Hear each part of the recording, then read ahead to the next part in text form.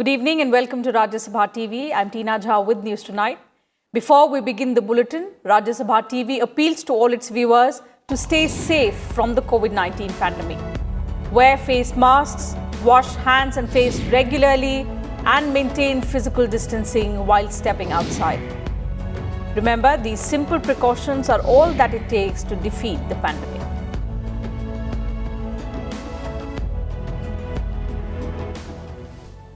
And now let's get to the headlines.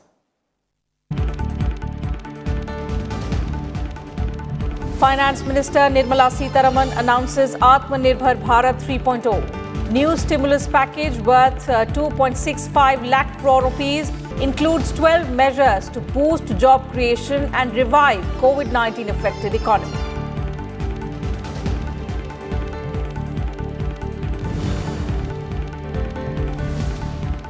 Income tax relief for developers and home buyers. Differential between circle rate and agreement value hiked from 10% to 20% for primary sale of residential units.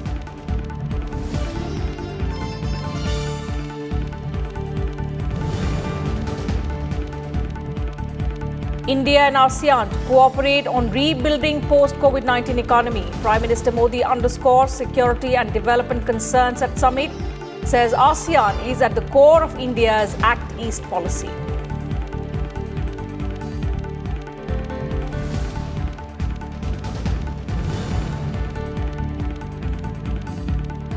Prime Minister Modi unveiled statue of Swami Vivekananda in JNU campus. Asserts no ideology can be above national interest. Says India not seeking self-reliance in physical or material terms alone, but in thoughts and culture as well.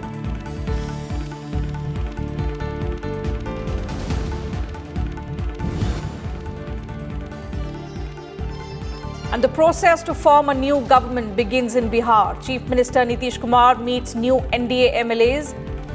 Election Commission presents list of 243 newly elected MLAs to the state governor.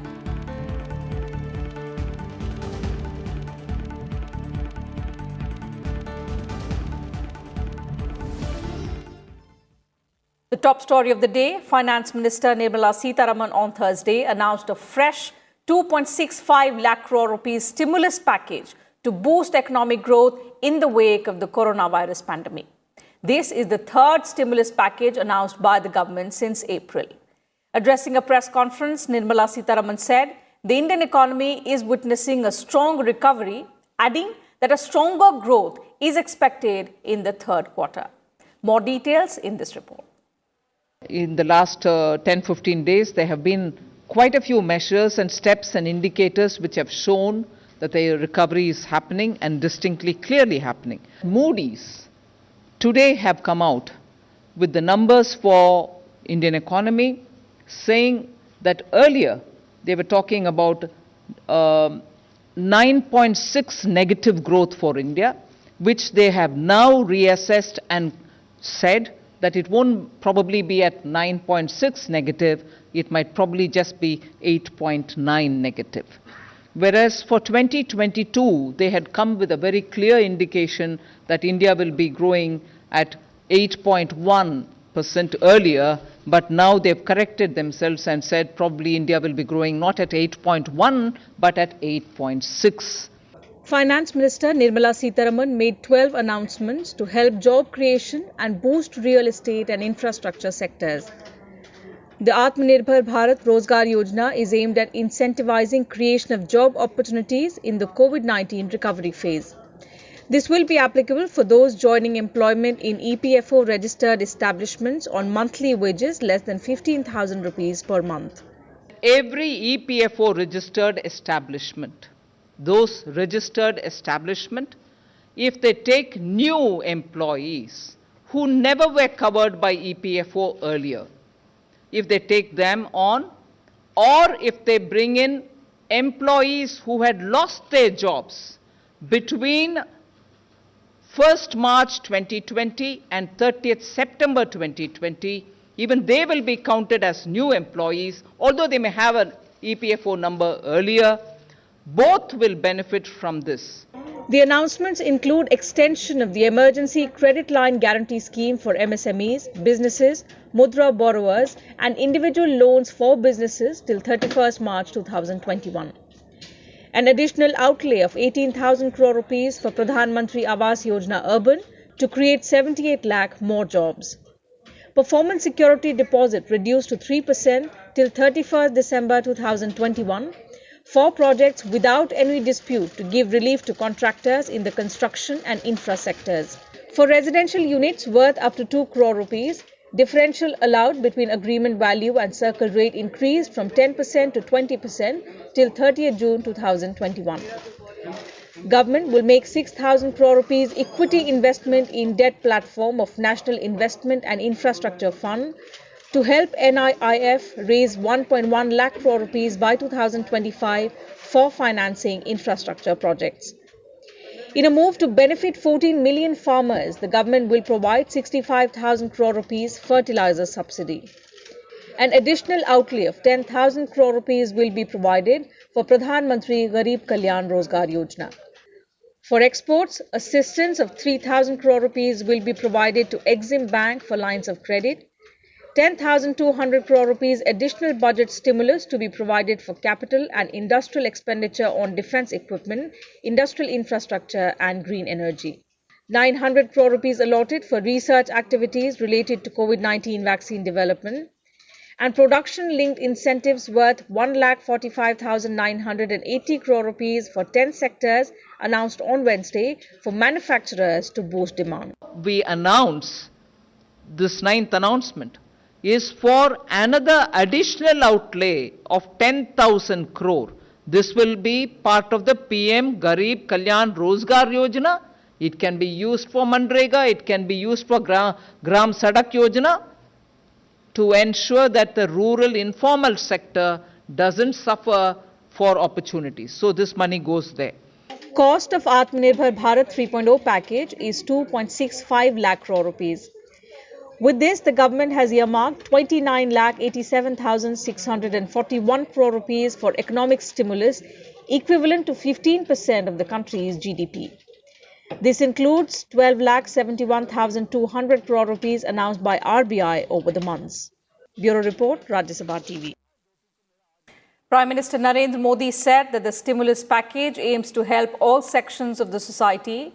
In a Twitter message, he said that the initiatives will help in creating jobs, alleviate stressed sectors, ensure liquidity, boost manufacturing, energize real estate sector, and also support farmers.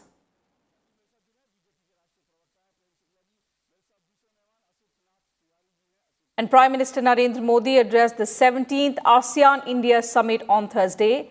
He said India and ASEAN will work together to build a regional economy in the aftermath of the COVID-19 pandemic. India has also contributed $1 million to the ASEAN-India COVID Fund. Addressing the 17th ASEAN-India Summit, Prime Minister Narendra Modi called ASEAN the core target of India's Act East policy. He also reiterated India's belief in a cohesive and responsive ASEAN to ensure security and growth. Reviewing the strategic partnership between India and ASEAN, with Vietnam Prime Minister Nguyen Xuan Phuc, Prime Minister Modi called for greater connectivity with all 10 ASEAN nations. हम मानते हैं कि security and growth for all in the region के लिए एक cohesive and responsive ASEAN आवश्यक है। भारत और आसियान के बीच हर प्रकार की कनेक्टिविटी को बढ़ाना,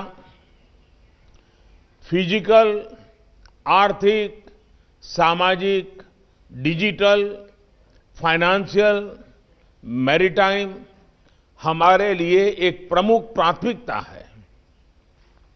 पिछले कुछ सालों में हम इन सभी क्षेत्रों में करीब आते गए हैं। Both delegations agreed that the India-ASEAN relationship was robust in variety of fields, including defense, cybersecurity, environment, tourism, counter-terrorism, and economy and trade. There was also unanimity on working together in post-COVID economic recovery. if we are to overcome the complex challenges and developments that our region and the world are facing, including the serious consequences of the COVID-19 pandemic. Our countries must be determined and make strong efforts, and cooperation is key in this endeavor. The two sides' vast market potentials and robust economic growth offer numerous opportunities for trade and investment. We'll be able to work out effective ways and means to further energize our ASEAN-India cooperation. He welcomed ASEAN's initiatives to fight the pandemic and announced a contribution of $1 million to COVID-19 ASEAN Response Fund. Well, all regional and international issues of common interest and concern were discussed at the summit today, including the South China Sea. Both India and ASEAN agreed on the importance of maintaining and promoting peace, security and stability in the South China Sea. They reaffirmed the importance of upholding international law, including the 1982 UNCLOS, while ensuring freedom of navigation in and overflight above the South China Sea and ensuring unimpeded lawful commerce. India and ASEAN have been close allies since the past decade. India's Act East policy is a reflection of this. So is India's policy on the Indo-Pacific region, which mirrors concerns of ASEAN countries. The ASEAN-India Summit provides a platform for discussions at the highest level between India and ASEAN countries. The Prime Minister had earlier attended the 16th ASEAN-India Summit held in Bangkok last November. So far, the Prime Minister has attended 7 ASEAN-India Summits. With inputs from Akhilesh Suman, Bureau Report, Rajya Sabha TV. And Prime Minister Modi also on Thursday unveiled a life-sized statue of Swami Vivekananda at the JNU campus via video conferencing. Addressing the event, the Prime Minister hoped that the statue instills courage and compassion that Swami Vivekananda wanted to see in everyone. He said that it is our responsibility to realize Swami Vivekananda's vision of an empowered and prosperous India. He hoped that the statue will give students courage, inspiration and compassion that Swami Vivekananda wanted to see in every person. Stating that no ideology is above national interest, the Prime Minister said that people of all ideologies have always come together whenever the country needed them. जब राष्ट्र की एकता, अखंडता और राष्ट्रहित का प्रश्न हो, तो अपनी विचारधारा के बोझ तले दबकर फैसला लेने से देश का नुकसान ही होता है। हां, मैं मानता हूं कि स्वार्थ के लिए,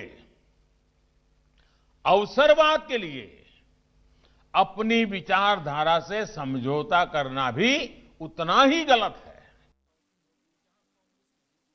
He asserted that the country is moving forward with the aim of Atmanirbhar Bharat, exhorting students to make India self-reliant. The Prime Minister said that India's development and self-reliance would ultimately benefit the whole world. He also said that the dream to make India Atmanirbhar has become a part of the collective consciousness of 130 crore people of the country. ये प्रतिमा हमें स्वामी जी के सशक्त समृद्ध भारत के सपने को साकार करने की प्रेरणा देती रहे। जब हम आत्मनिर्भर भारत की बात करते हैं तो लक्ष्य सिर्फ फिजिकल या मटेरियल सेल्फ रिलायंस तक ही सीमित नहीं है। आत्मनिर्भरता का अर्थ भी व्यापक है, दायरा भी व्यापक है, उसमें गहराई भी है, उसमें ऊंचाई भी है। आत्मनिर्भर राष्ट्र तभी बनता है जब संसाधनों के साथ साथ सोच और संस्कारों में भी वो आत्मनिर्भर बने। The Prime Minister further said that the government is working to create a protective cover around the country's poor. He added that all the reforms are aimed at making India better in all directions. Bharat की आत्मनिर्भरता में आत्मवत् सर्वभूतेषु की भावना जुड़ी हुई है, पूरे संसार के कल्याण की सोच जुड़ी हुई है। साथियों, आज हर सेक्टर में किए जा रहे अभूतपूर्व सुधार आत्मनिर्भरता की भावना से किए जा रहे हैं। देश की जनता ने वोट के माध्यम से इन रिफॉर्म्स को समर्थन भी दिया है। Union Home Minister Amit Shah on Thursday inaugurated the Simant Kshetra Vikasotsav 2020 at Dhoddo village in Gujarat's Kutch district. The event is part of central government's border area development program. Addressing the gathering, Amit Shah said that infrastructure development in the country's border areas in the last 6 years has been much more than in the previous 50 years. He stated that all villages in the border areas will be provided with all basic amenities to check migration. He also said that borders will be safer when people living there have all basic facilities for a good quality life.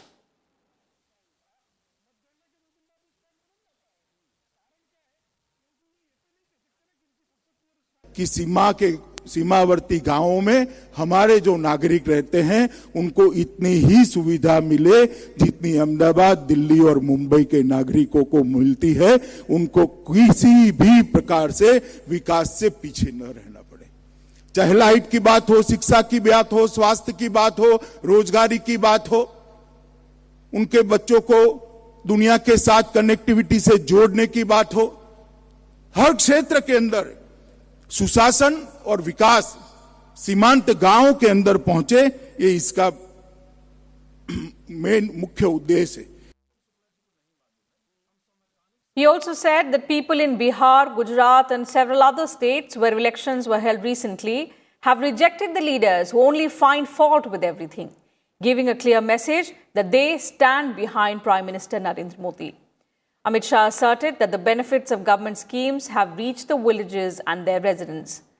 More than 1,500 Sarpanch and Gram Panchayat members from 158 border villages from Kutch, Banaskantha and Patan districts participated in the program. अभी चुनाव हुए, बिहार में हुए, गुजरात में हुए, मध्य प्रदेश में हुए, उत्तर प्रदेश में हुए, कर्नाटक में हुए, तेलंगाना में हुए, मणिपुर में हुए, लेह लद्दाख में हुए। ये वक्रदृष्टा नेताओं का और उनकी पार्टी का सुपड़ा साफ कर दिया जनता ने, सुपड़ा साफ कर दिया। और हर जगह पे भारतीय जनता पार्टी के कमल को खिलाने का काम किया और संदेश दिया है, वो नेताओं को भी दिया है, उनकी पार्टी को भी दिया है और समग्र दुनिया को दिया है कि 135 करोड़ की जनता नरेंद्र मोदी के साथ चट्टान की तरह खड़ी है और मोदी जी के हर कदम का समर्थन करती है। Slipping into a short break here, but more news and updates will continue on the other side. Do stay with us.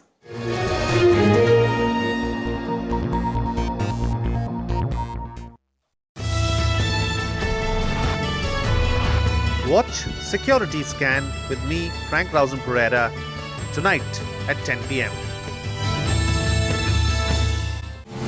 Defeat coronavirus. Let us always remember, wear a mask. Wash hands. Follow physical distancing. Together, we'll succeed. Together, we'll win against COVID-19.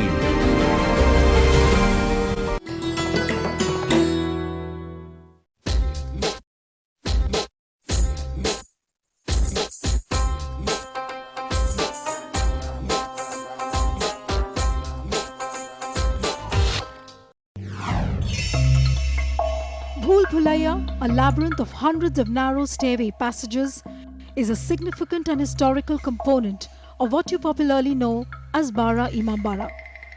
Some of these narrow stairways have dead ends, some end at precipitous drops, while others lead to entrance or exit points. Historically, Bhul Bhulaiya was constructed to confuse the enemy intruder, and the narrow lanes of the labyrinth can make anyone feel lost. The structure contains various strategically built hollows in the corridors.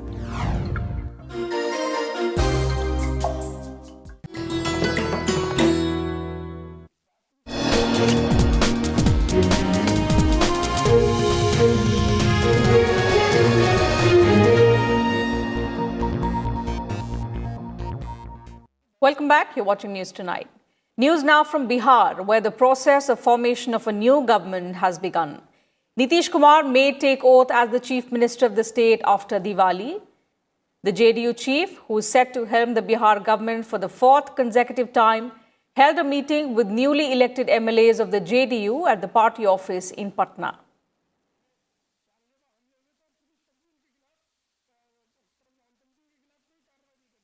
हम लोग बातचीत करेंगे आपस में सब लोग जो है चारों घटक दल के लोग कल मिलेंगे वैसे हम लोगों की मुलाकात सब लोगों से हो चुकी है लेकिन एक साथ बैठना चाहिए कल संभावित है कि हम लोग आपस में बातचीत करेंगे औपचारिक मीटिंग तो उसके बाद Hindustani Awam Morcha chief Jitan Ram Manjhi also met Nitish Kumar along with his 4 newly elected members. Manjhi has given a letter of support to Nitish Kumar. Jitan Ram Manjhi also clarified that being a former chief minister, he will not be a member in the new cabinet. Earlier, Vikashsheel Insan Party chief Mukesh Sahni also met Nitish Kumar.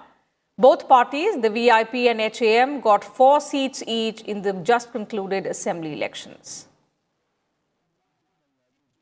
Meanwhile, RJD leader Tejasvi Yadav was elected as leader of the Grand Alliance Legislature Party. The decision was taken in the meeting of legislators of RJD, Congress and also the left parties. The Congress also held a meeting of its party legislators at the party headquarters in Patna. While Chief Electoral Officer H.R. Srinivas submitted a list of newly elected 243 members of the Assembly to Governor Phagu Chauhan, the tenure of Bihar Assembly is till the 29th of November.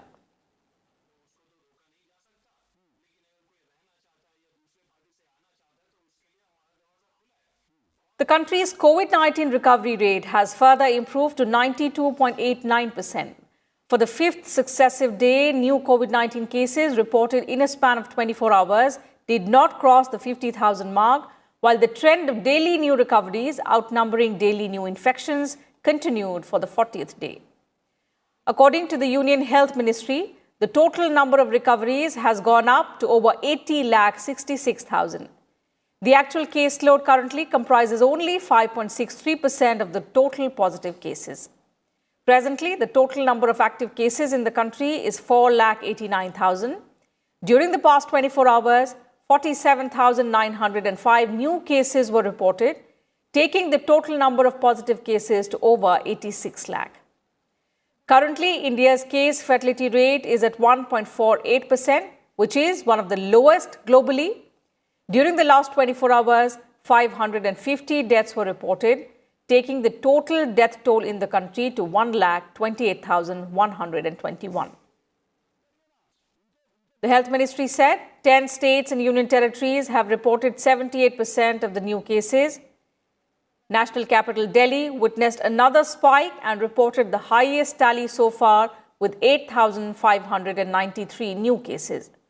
Delhi is followed by Kerala with around 7,000 cases and Maharashtra with 4,907 cases.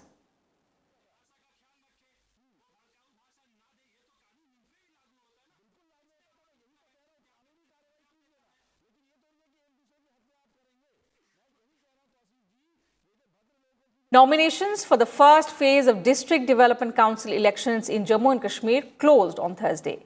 This will be the first major electoral exercise in the Union Territory since the abrogation of Article 370 in August last year. The election to 20 District Development Councils will be held in 8 phases. The first phase will be held on 28th of November.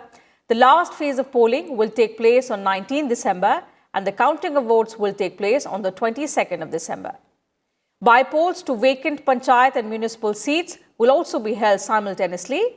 While the election to DDCs and Panchayat by-polls will be through ballot, by-election to municipal seats will be conducted through electronic voting machines.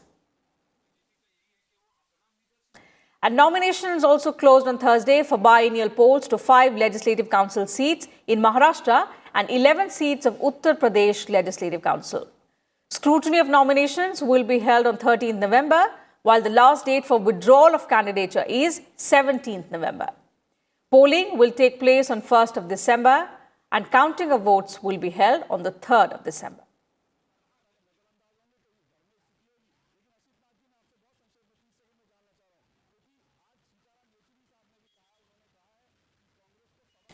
And in Manipur, 4 newly elected MLAs were sworn in as members of the Manipur Legislative Assembly on Thursday. The oath was administered by Speaker Y. Khemchand at the Conference Hall of the State Assembly. 3 of the 4 MLAs who took oath are from the BJP, while 1 is an independent MLA. With the swearing in of the 4 newly elected members, the effective strength of the 60-member Manipur Legislative Assembly is now 53.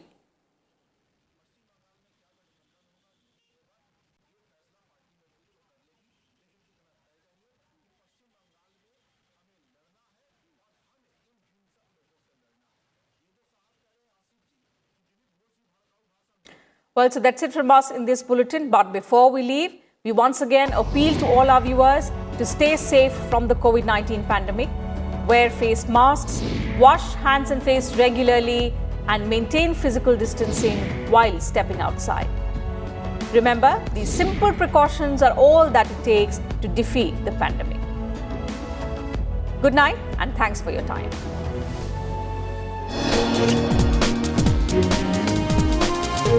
Thank you.